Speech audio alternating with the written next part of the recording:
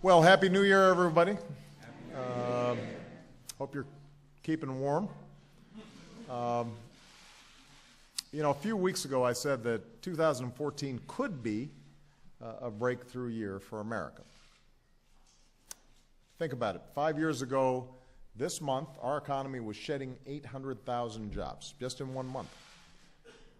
But as Americans buckled down and worked hard and sacrificed, we began to come back. And our businesses have created more than 8 million new jobs since we hit the bottom. Our auto industry's gone from bust to boom. Manufacturing's rebounding, the housing market's rebounding, stock markets are restoring retirement accounts. The promise of energy independence is actually in sight. Healthcare costs eat up less of our economy. Over the past 4 years, costs have grown at the slowest rate on record. And since I took office, we've cut our deficits by more than half. So America's getting stronger, and we've made progress. And the economy is growing, and we've got to do more to make sure that all Americans share in that growth. We've got to help our businesses create more jobs. We've got to make sure those jobs offer the wages and benefits that let families rebuild a little security. In other words, we've got to make sure that this recovery leaves nobody behind. And we've got a lot of work to do on that front. The good news is I'm optimistic we can do it if we do it together. Before the holidays, both parties compromised on a budget that lifts some of the drag that's been on the economy from these indiscriminate cuts we call sequester. And as a consequence, this year, we may see more stability when it comes to economic growth. And I think I'm not alone in saying that we are all grateful in the new year that we won't have another partisan shutdown, hopefully, going forward. So that was a good sign. And we should build on that progress with what I said should be the first order of business in 2014. And that is extending insurance for the unemployed.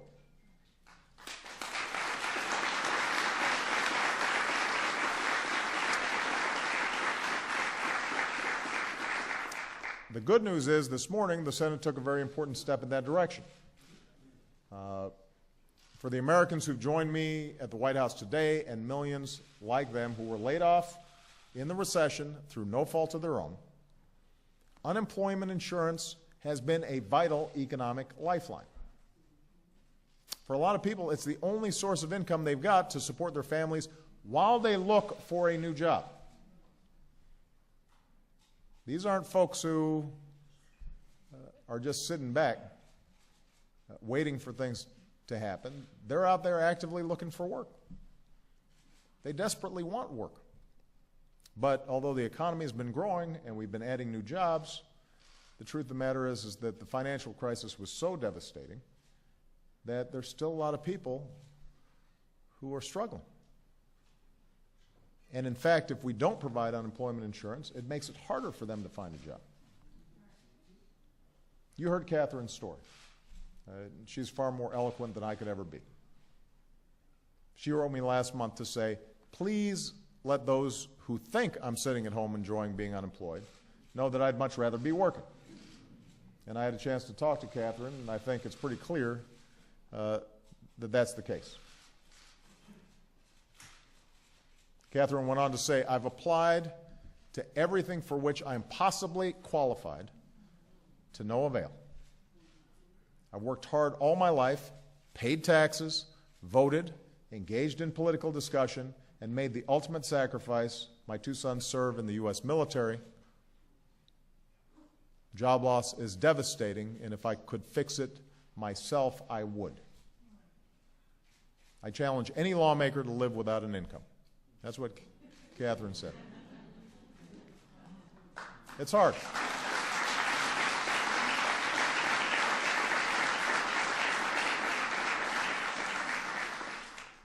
So when we've got the mom of two of our troops who is working hard out there but is having to wear a coat inside the house,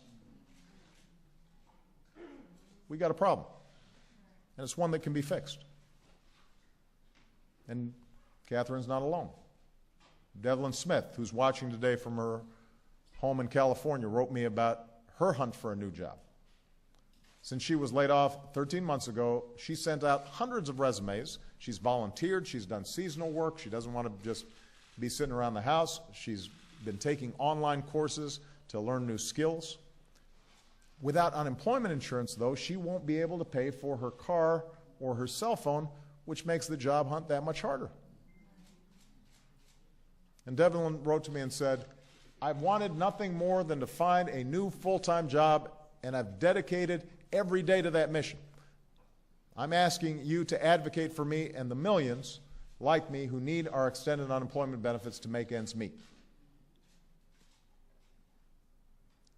So I just want everybody to understand, this is not an abstraction. These are not statistics. These are your neighbors, your friends, your family members. It could at some point be any of us. That's why we set up a system of unemployment insurance. The notion was everybody is making a contribution because you don't know when the business cycle or an economic crisis might make any of us vulnerable. And this insurance helps keep food on the table while Dad is sending out resumes. It helps Mom pay the rent while she's learning new skills to earn that new job. It provides that extra bit of security so that losing your job doesn't mean that you have to lose your house or everything you've worked so hard to build for years.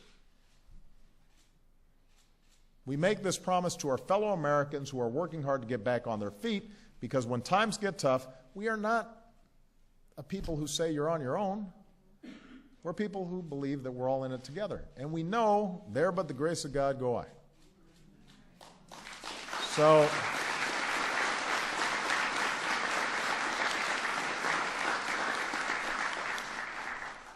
So that's the values case for this. That's the moral case for this. But there's an economic case for it as well. Independent economists have shown that extending emergency unemployment insurance actually helps the economy, actually creates new jobs. When folks like Catherine have a little more to spend to turn up the heat in her house or buy a few extra groceries, that means more spending with businesses in her local community, which in turn may inspire that business to hire one more person, maybe Kathy. That's why in the past, both parties have repeatedly put partisanship and ideology aside to offer some security for job seekers with no strings attached. It's been done regardless of whether Democrats or Republicans were in the White House. It's been done regardless of whether Democrats or Republicans controlled Congress.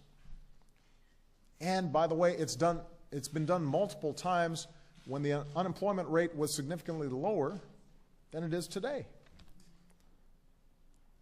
And what's important to keep in mind also is that the recovery in a big country like the United States is going to be somewhat uneven. So there's some states that have a 2.5 unemployment rate, and then there's some places that may still have a 7, 8, 9% unemployment rate. The people living in those respective states may be working equally hard to find a job, but it's going to be harder in some places than others. Now, 2 weeks ago, Congress went home for the holidays and let this lifeline expire for 1.3 million Americans. If this doesn't get fixed, it will hurt about 14 million Americans over the course of this year.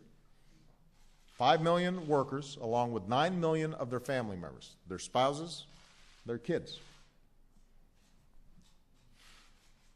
Now, I've heard the argument that says extending unemployment insurance will somehow hurt the unemployed because it saps their motivation to get a new job.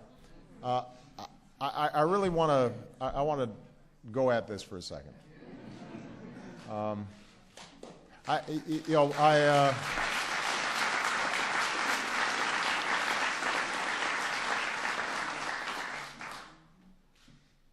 That really sells the American people short. I meet a lot of people as President of the United States and as a candidate for President of the United States. and as a U.S. Senator, and as a state senator, I meet a lot of people. And I can't name a time where I met an American who would rather have an unemployment check than the pride of having a job.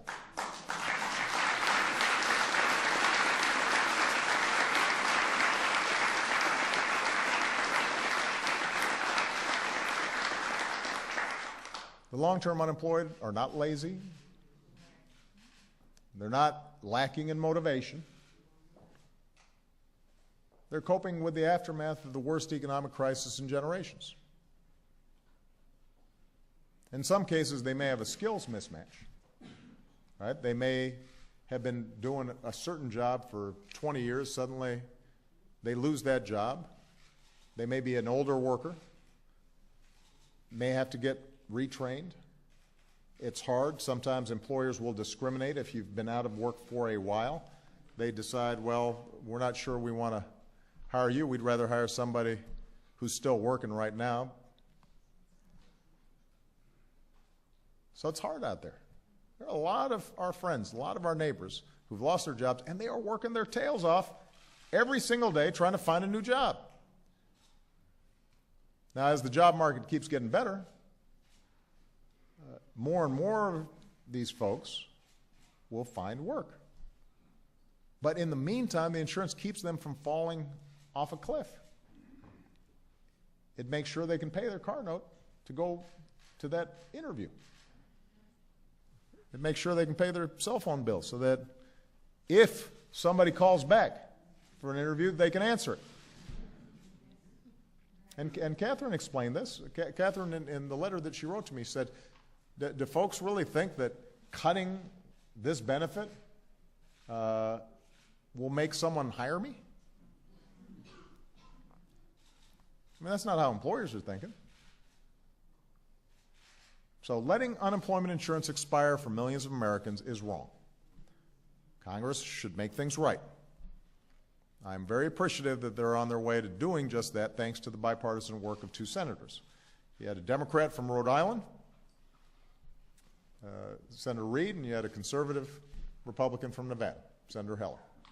And despite their political differences, they worked together on a plan to extend unemployment insurance at least for 3 months temporarily while we figure out a longer-term solution. And this morning, a bipartisan majority of senators agreed to allow this common-sense provision to at least move forward in the process. Now, the Senate's a complicated place, so just because they agreed on this vote, all they've agreed to so far is that we're actually going to be able to have a vote on it. They haven't actually passed it.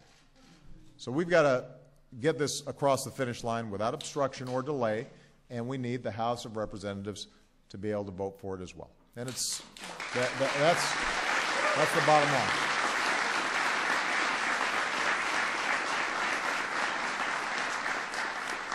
Voting for unemployment insurance helps people and creates jobs. And voting against it does not. Congress should pass this bipartisan plan right away, and I will sign it right away. And more than 1 million Americans across the country will feel a little hope right away. And hope is contagious. You know, when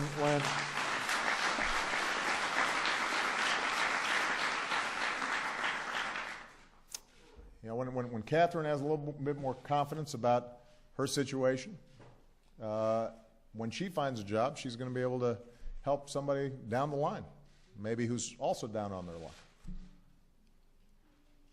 You know, when Congress passes a bipartisan effort, starting here, right at the beginning of the new year, who knows, we might actually get some things done this year. You know, so after all the hard work and sacrifice of the past 5 years to recover and rebuild from the crisis, what I think the American people are really looking for in 2014 is just a little bit of stability. Let's just do the common sense thing. Let's do what's right. We're going to have to see action, though, on the part of Congress. And I'll be willing to work with them every step of the way. Action to help our businesses create more of the good jobs that a growing middle class requires. action to restore economic mobility, reduce inequality, action to open more doors of opportunity for everybody who's willing to work hard and walk through those doors. You know, when I was listening to Catherine, I was just so struck by her strength and dignity. And I think people, when they bump into some tough times, like Catherine, they're not looking for pity. They just want a shot. And they just want to feel as if